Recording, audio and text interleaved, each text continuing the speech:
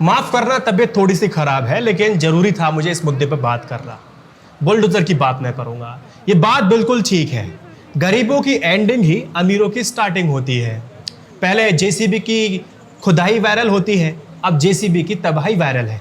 लेकिन जेसीबी का full form किसी को पता नहीं था, तो बीजेपी के एक नेता ने कहा कि जेसीबी का मतलब होता है जिहाद कंट्रोल बोर्ड। ये बात अपने आप में बड़ी ही बेशर्मी वाली थी। इस पर जब विवाद बढ़ा, इस ट्वीट को डिलीट कर दिया गया, लेकिन संदेश दिया जा चुका था। ये बात वायरल हो चुकी थी, लोगों को पसंद आने लगी थी, लेकिन आपने डिलीट किया। लेकिन जो आपका मकसद था, वो मकसद भी आपका पूरी हो गया। ये बुलडोजर का जो न्याय है, ये कितना सही है, कितना गलत है, और ऐसा जब पास्ट में हुआ है, तब सुप्रीम कोर्ट ने क्या क्या निर्णय दिए हैं, उसको भी मैं हाईलाइट करना आवश्यक समझता हूँ। देखिए, ये बुलडोजर वाला जो फॉर्मूला है ना, ये यूपी से कॉपी पेस्ट बाकी के राज्यों में किया जा रहा है। उत्तर प्रदेश में आपने देखा होगा कि योगी आदित्यनाथ जब भी अपना इलेक्शन कैंपेन या रैली करते थे, तो बुलडोजर अपने साथ लेकर के जाते थे और कानून व्यवस्था को बुलडोजर से जोड़ करके पब्लिक को दिखाते थे और कहते थे कि माफियों के अंदर भी खौफ आ चुका है। अगर आप गलत करेंगे, अगर आप दूसरों को प्रताड़ित करेंगे, तो आपके घर को हम ढहा देंगे। तो कानून के साथ बुलडोजर को जोड़ने दिया गया। अब पब्लिक को बड़ा पसंद आने लगा।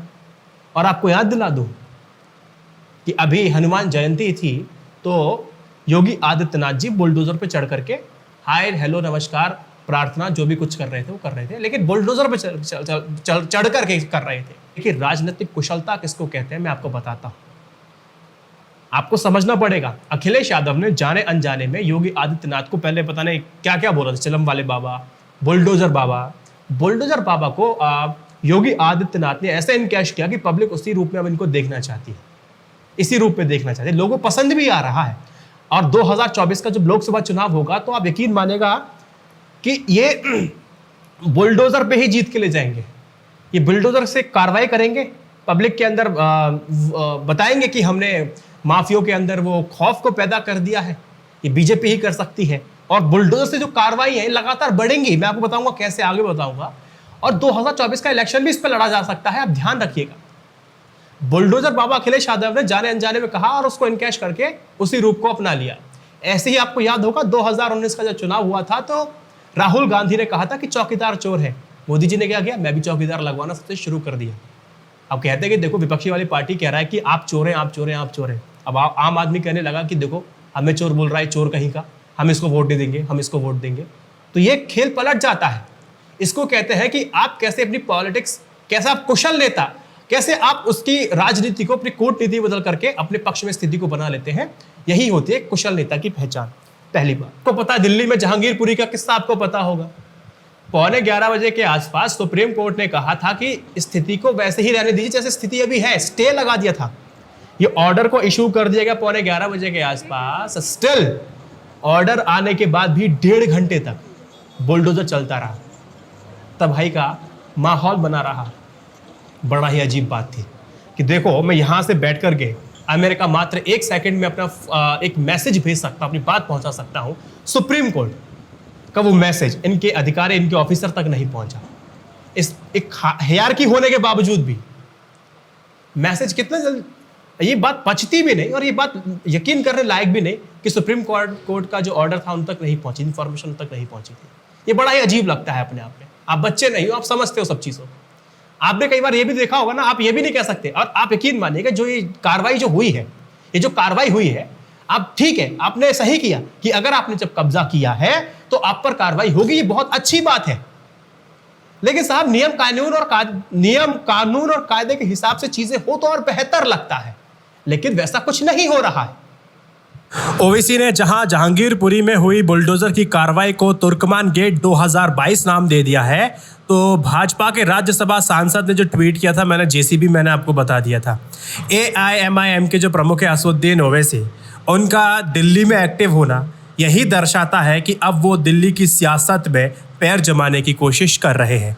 और देखना, आने वाले वक्त में ये बात भी आपको ठीक दिखाई देगी, क्योंकि यहाँ पर मुस्लिमों का नेता बनने की कोशिश असदुद्दीन ओवैसी के द्वारा हो रही है। अब बुलडोजर से जो कार्रवाई हो रही है, क्या कितनी सही है और कितनी गलत है, और क्या फ्यूचर में हमें ऐसी कार्रवाई देखने को मिलेगी, मैं आपको कुछ आंकड़े के तौर पे पेश करना चाहता हूं कि बुलडोजर की रफ्तार तेज क्यों होगी। देखिए, केंद्र सरकार के लोकसभा में दिए गए एक आंकड़े की बात बताता हूं।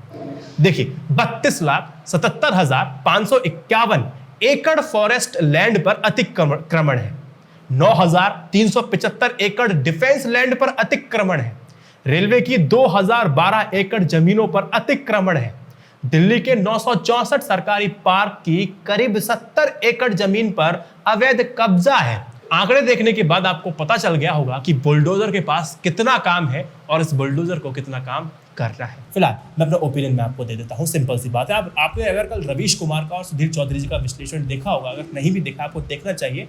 दोनों का विश्लेषण जस्ट इसका उल्टा था, अपोजिट था। रवीश कुमार ने इस कार्रवाई को गलत बताया, साफ तौर पर कानूनी तरीके से कराना चाहिए था। अगर आप खाली करा रहे हैं तो उनके रहने का इंतजाम भी आपको करना चाहिए था। तमाम तरह की उन्होंने बातें की थी। लेकिन जब एनडीटीवी पे ऐड आने शुरू हुए, अब जब मैं चैनल को स्विच किया 9:40 के आसपास, तो सुधीर चौधरी जी डीएनए कर रहे थे। उसमें वो क्या बता रहे थे कि जो कार्रवाई हुई है वो बिल्कुल ठीक हुई है, और बाइट एक व्यक्ति की चलाई जा रही थी। वो ये जो बता रहा था कि यहाँ पर चोरी चकारी बहुत ज़्यादा होती थी। यहाँ एक माँ अपने बच्चे को स्कूल छोड़ने आई थी और यहाँ पर चेन स्नैचिंग की घटनाएं बहुत ज़्यादा होती हैं। चाकू मार दिया जाता है गले पर, और वो औरत जो लेडीज़ थी उसकी हालत ख़राब हो जाती है। चोरी चकारी बढ़ गई थी। तो यहाँ पर एक तरह से उन्होंने तंज भी राहुल गांधी पे कसा था।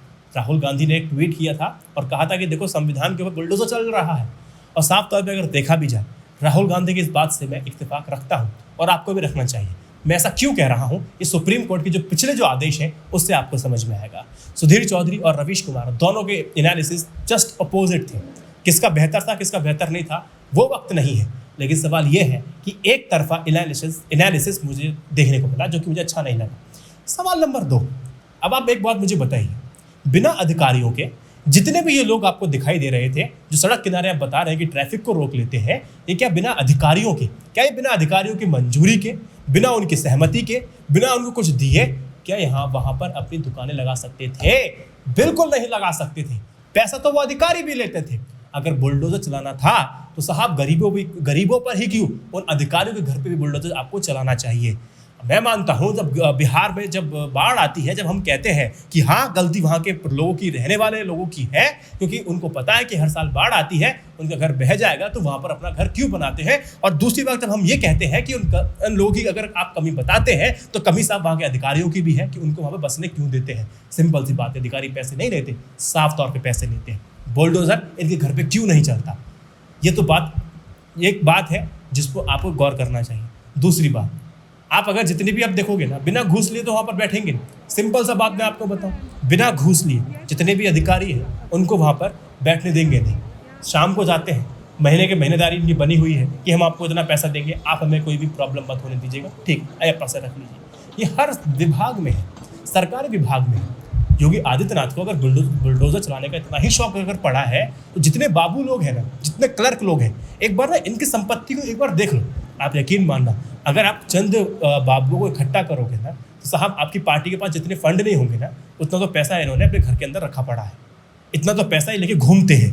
आप यकीन मानिए, बुलडोजर अगर आपको चलाना है तो गन्ना से जूस निकालने वाले पर नहीं, जनता का जो जूस निकाल रहे हैं ना, उन पर निकालो, उन पर चलाओ बुलडोजर। लेकिन बुलडोजर वाली जो कानून है, राहुल गांधी ने क्यों बोला कि जो बुलडोजर है वो कॉन्स्टिट्यूशन पर चल रहा है, जिसका मजाक सुधीर चौधरी जी ने उड़ाया था। अधिकारियों की बात करनी चाहिए थी सुधीर चौधरी जी को, शायद की भी होगी तो मुझे पता नहीं, लेकिन उस वक्त तो नहीं की थी। एक तरफा एनालिसिस मुझे लगा और मैंने आपको बता दिया। मैं आपको एक बात बता देता हूँ, अगर आपको कोई भी बिल्डिंग गिरानी है या फिर किसी की दुकान हटानी है, डिमोलिश अगर करना है ना, इंक्रोचमेंट को अगर रोकना है, तो उसका कुछ संविधान है, कुछ प्रावधान है। MCD एक्ट सेक्शन 317 नोटिस को इशू करने की बात करता है, लेकिन इस वाले केस में नोटिस को इशू नहीं किया जाता है। 343 सेक्शन 343 वो ये कहता है कि आप डिमोलिशन तभी कर सकते हैं जब आपने उसको नोटिस दे दिया हो। अगर वो व्यक्ति 5 से 15 दिन के अंदर अपने सामान को नहीं हटाता है, तो आपके पास अधिकार है, उसको डिमोलिश कीजिए और उसको आप कहिए कि हमने आपको समय दिया था और आप यहाँ से नहीं हटे, हम अपनी कार्रवाई करेंगे। मात्र एक ही ऐसा का सेक्शन है 322 जो कमिश्नर को अधिकार देता है कि हम बिना नोटिस के ही हम कार्रवाई कर सकते हैं अगर उसको टेम्परेरी स्टॉल्स को हटाना हो। लेकिन यहाँ क्या टेम्परेरी आपको कुछ दिखाई दे रहा था?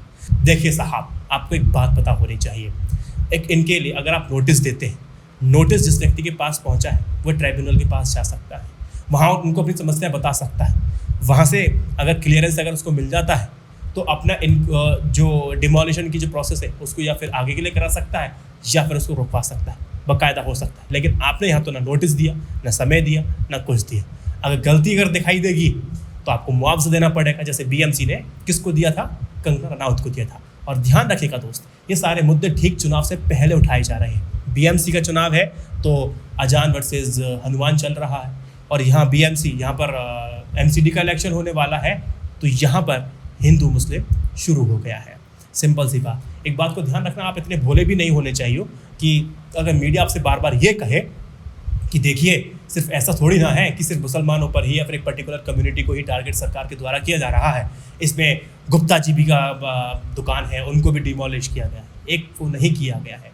हमेशा ध्यान रखिएगा दोस्त, अगर आप 100 लोगों पर कार्रवाई करते हैं तो आप माइनॉरिटी को मेजॉरिटी बना देते हैं और मेजॉरिटी को माइनॉरिटी बना देते हैं। कुल मिलाकर बात यह है कि अगर आपको कार्रवाई करनी थी तो कानून के तहत करते, और जो आपने नहीं किया था। मैं आपको हिस्ट्री ऑफ डिमोलिशन आपको बता देता हूँ।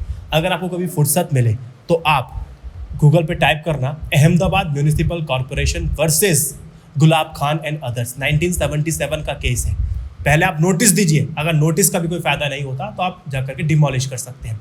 Olga Tellis versus Bombay municipal corporation 1985, एक लैंडमार्क वर्डिक्ट दिया गया था। कहा गया था कि देखिए भैया, इन लोगों का अधिकार है, राइट टू शेल्टर है, right to earn their livelihood है भैया।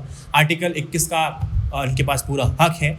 एपेक्स कोर्ट ने यानी कि सुप्रीम कोर्ट ने बीएमसी को कहा कि भैया जो आप ये कह रहे हैं ना कि हम बिना नोटिस के ही कार्रवाई कर देंगे, आप नहीं कर सकते, ये गलत कार्रवाई है। पढ़ सकते हैं यूट्यूब पे जाकर, और गूगल पे जाके यूट्यूब पे भी सर्च कर सकते हैं। एमसी मेहता 2006 का केस पढ़िएगा। KT plantation private limited versus state Karnataka 2011 का आप पढ़ सकते हैं, वो फैसला फंद पढ़ सकते हैं। नोटिस फिर कार्रवाई, और यहाँ पर बिना नोटिस के ही कार्रवाई। माना कि नरेंद्र मोदी जी की एंट्री पॉलिटिक्स में बहुत ज़बरदस्त थी, लेकिन एग्जिट भी तो उसी तरह से होनी चाहिए। लेकिन अगर इस तरह के अगर कारनामे अगर होते रहे तो आप यकीन मानिएगा शायद वैसी भी नहीं हो पाएगी जिस तरह से आपकी एंट्री भी हुई थी। तो ध्यान रखना पड़ेगा। चलते चलते मैं अक्षय कुमार का एक ट्वीट आपको दिखाता हूँ। मैंने कल एक ट्वीट डाला था, अपने कम्युनिटी पोस्ट पे डाला था कि एक पान मसाला ब्रांड ने अल्लू अर्जुन, जो कि टॉलीवुड की सुपर हिट हीरो है, उनको एक बहुत बड़ी अमाउंट दी जा रही थी कि आप हमारे ब्रांड को इंडोर्स कर दो। उन्होंने मना कर दिया, लेकिन अजय देवगन और शाहरुख खान और अक्षय कुमार ने इस ब्रांड को इंडोर्स किया। अब अक्षय कुमार का एक ट्वीट देखा मैंने, बोला कि मैंने अपने इस ब्रांड से अपने आप को अलग कर लिया है। जो पैसा है मैं अच्छे कॉज में इसका इस्तेमाल करूँगा और आगे से मैं इसका इंडोर्स नहीं करूँगा। अब अक्षय कुमार से मैं सिर्फ एक ही बात बोलूँगा, देखिए जब विज्ञापन इलायची का था तो माफ़ी मांगने की बात नहीं, इलायची तो हर घर में खाई जाती है।